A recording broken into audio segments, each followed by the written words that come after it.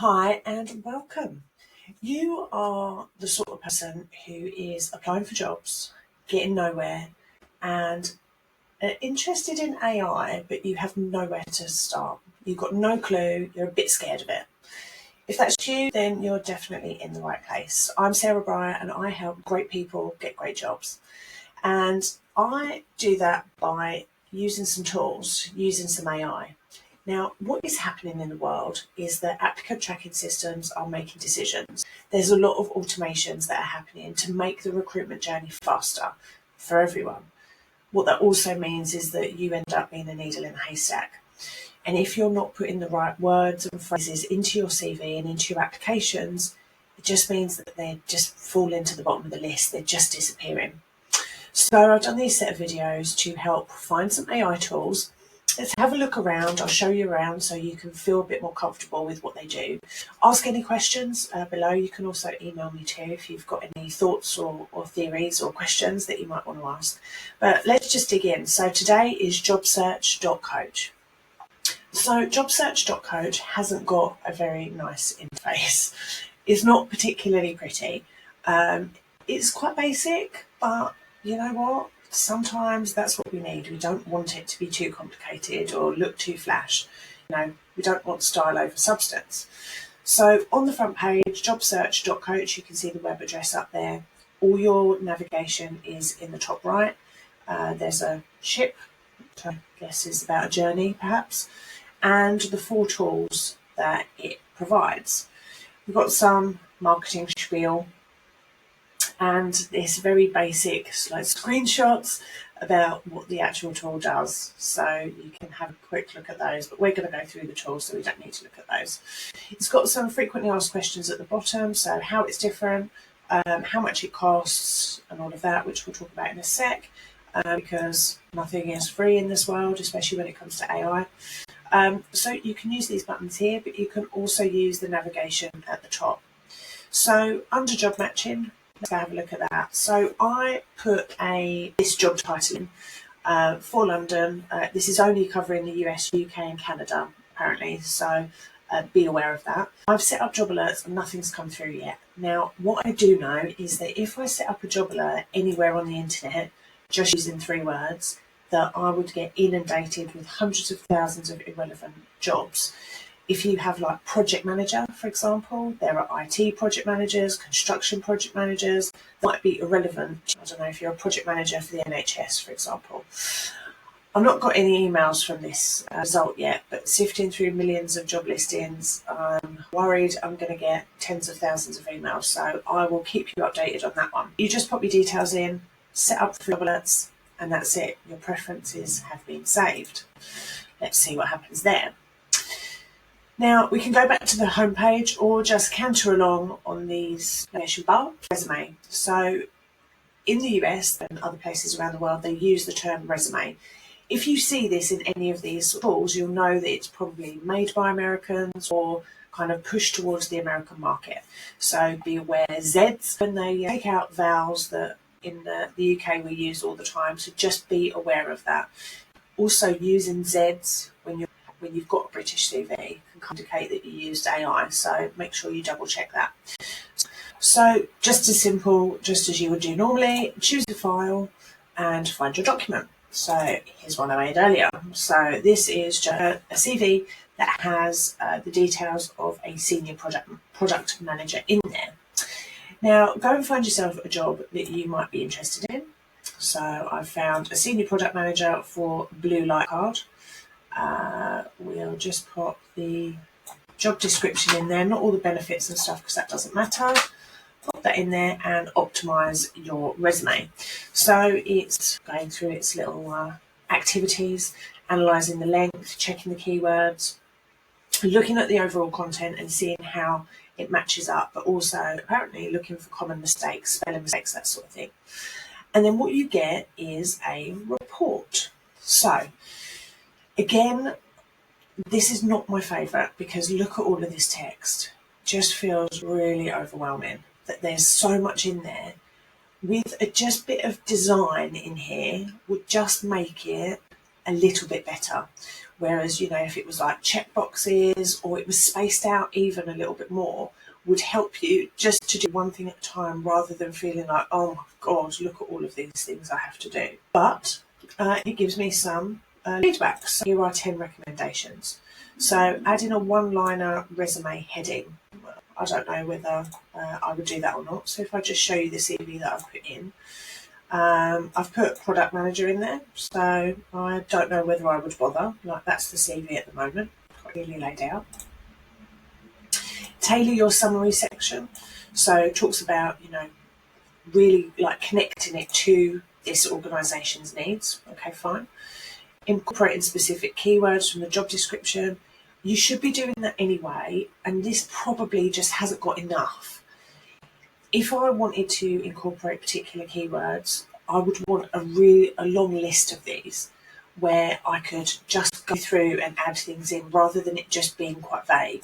So what's going to take me some time is to go through this job description and to pick out all the keywords that I've missed, which, I kind of wanted this to do it for me. It's talking about quantifying achievements, so adding some numbers in there, highlighting particular experience. It's given me a good few suggestions that I can improve it. It's also just gone through each line of my CV and suggested whether it is a modern match and given me some feedback, or a good match or a weak match. This is also great, but it's again the design of this. If they had a UX designer just look at this, it would make this whole process a little bit nicer. It's kind of dumped on the one page, but just not any care given to the delivery of it, which is a shame because it's a good tool. It's given me lots throughout my CV. It's gone through each line, which is great. But if I had to do this for every single job that I was applying for, I'd probably get a bit annoyed with it, to be honest, because it's too much. It's also given me this table. So how many times words have appeared in the job description and how many times they're in my CV. So even just using this will absolutely help. There's some design tips as well, which I haven't got in there, so it should have just taken that out anyway, but that's fine. All in all, not terrible. It's just the design of it.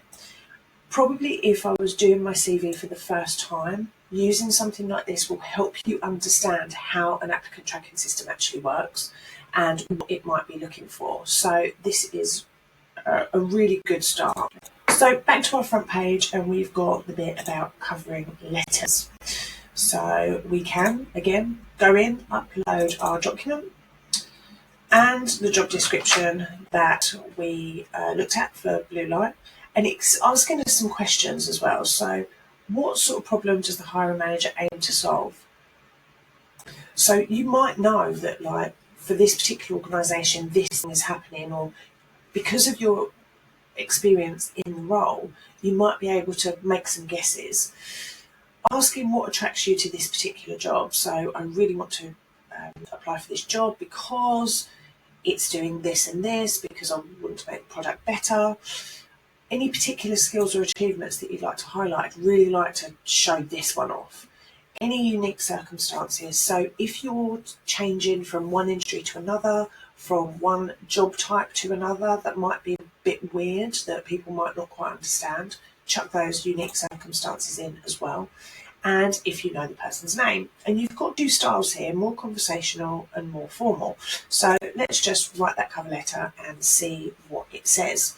So in the back end, it is looking through the job description, looking through the CV, and any extra information that we've put in there, it's put that together. So it's given us a draft based on the information that we've added in. Now, covering letters, there is a formula. What job you're applying for, why you want to apply for it, all of those, the questions that it's added above, these are the format of a covering letter. What you'll get when AI does it for you is that you'll get something that's quite beige. That's why adding these extra bits of information in can really make it more you. This is just looking at two documents, a CV that's quite formally written that doesn't really demonstrate you as a person, plus this job description. So it's a great start. Always what I would do with any AI generated cover letters is go in and tinker with it so it feels more human. This isn't a terrible cover letter, but it's a bit beige. So this is also, again, the last of my 2 free ones. So that would that. It has said it's saved them in my account. So let's go and have a look in there. Oh, the CVs are in there too. So that's good news. So you can go back and find these documents. So they're not lost forever. So back to our front page or interview prep. So this feels like it is a full service, that it can help us prepare the CV, prepare the cover letter, that start like looking for the jobs. But it can also help us with the interview practice. So again, using the same job description. So this means like when you're looking for jobs, if you save the job description somewhere, just in case the job goes offline, then you'll be able to find this and this again, or get the recruiters to send them to you. So showing us some interview questions. These are some typical questions that you'll likely encounter in this interview. It's based on the company, based on the role that you're going for. It's given us a couple of little tips there and a good selection of interview questions that are related to this actual role. Now, no, these questions are not the guaranteed questions. They never will be. You never know in a job interview what's going to happen. But if you can answer all of these, because it's based on the job description, you're more likely to be able to answer any question. So this practice feature is quite a snazzy little feature. So click the button and what will happen is that it will ask you this question. You can start recording. So I just waffled for 30 seconds and get feedback. So I just said nothing really. I was very vague in what I said. And it's given me some suggestions for improvement. Again, from a user experience, this is all bunched up together. It's a lot of information that's all kind of bunched into one place. It's given me the breakdown of why it's not a good example, what needs to be said, the short-term execution, the long-term strategic thinking, answering the question, what would I do, highlight the results. So this is the STAR format. Remove filler words, so that it's giving you those extra tips so that you're more concise. And it's given a sample revised answer. So based on your CV that you've already put in, it's thought, well, in here, is there a good answer? And this might be the right answer. And then for you to be able to then work on that. It's a really nice little feature, actually, that a couple of AI tools are kind of working on this feedback situation, but this isn't terrible. It's because we so rarely get feedback for interviews, even doing this will help massively. Yeah, pretty good, which is amazing. You can practice all of these. So these are related to the particular job. So there's 20 of those questions. It's also got some more common interview questions. So things you may be asked, real questions that often come up. Why are you interested in this job? Why should we hire you? What are your strengths and weaknesses? It's also shared with us questions for you to ask. So again, based on the job description, it's thinking about these types of roles, but also some more general stuff. What should I improve in the first 90 days? Again, saved in the account. That's a really nice little addition. So when it comes to pricing, you don't have to pay anything for the free job alerts, but we'll see how that gets on. And you can try the 2 of everything for free. So your 2 CV reviews, 2 personalised cover letters, 2 job interview questions, lists of job interview questions, and 2 mock interviews with real feedback. I think this would be great just to give it a try. And then you can pay for 1 year, just under 50 quid to give you that help and to give you a bit of everything, £69. Now, if you are on a really strict budget, even using the 2 freebies will absolutely help you if you take the notes, that you put it into practice for everything that you apply for, because you're seeing behind the screen. If you can afford to pay for something like this, it might be worth a try just to help you through that process. You can't afford to work with someone like me, for example. This gives you lots of CVs, lots of cover letters, lots of interview practice, just for quite a low fee. So good to, if you do decide to pay for this, it goes via Stripe. So the company doesn't get your credit card information. It goes via Stripe, which is like of payment platform, which keeps your details secure. So that's also another good thing. Again, it's got all of their frequently asked questions too, how you cancel, all in this on the pricing page. When you go into your account, you can see all of those jobs, all of those bits that we've already clicked on. And so you can go back to those at any time and it will show you what you created already. So that is Jobsearch.Coach. So let me know what you think. Let me know if it's helped, if how you've got on with it, if you've got a job through it. Like, tell me if you've seen anything like this before. But really simple to use. I guess the only thing from a data privacy perspective is that if you are uploading your documents, you're uploading the whole document. And if you'd rather the AI didn't know your personal information, then take it off before you download your document and then upload it to the system. So just delete that personal information, download your document here, download it, and then upload that version to the system. So, depends on how you feel about having that personal information in there. I'd be tempted to take it off and see how you get on. So do let me know how you're getting on. If you'd like to see more tools like this, do subscribe, because when I find them, I do videos to just walk you through them and how they might be useful. Have the most wonderful day.